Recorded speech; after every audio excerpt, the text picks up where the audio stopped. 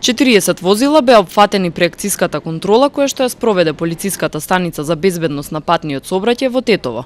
Од нив 27 се упатени на вонреден технички преглед. Кај 5 возила била констатирана неисправност на уредите за сопирање, кај 3 претовар. Уште 3 други возила имале неисправни светлосно-сигнални уреди, а едно од возилата било управувано со помината регистрација. Недостатоците се санкционирани со 20 платни налози, 2 барања за поведување на прекршочна постапка и 3 покани за наплата на глоба, додека пак 7 возила веднаш биле исклучени од сообраќај. Казните се движат од 45 евра за претовар до 500 евра за истечена регистрација. Глобата за тие што не се јавиле на технички преглед и за оние со неисправни сопирачки е 400 евра во денарска противредност. Во понеделничката акциска контрола во Гостивар опфатено е 31 возило. Од нив 5 биле технички неисправни, без потребна опрема и неизвршен преглед.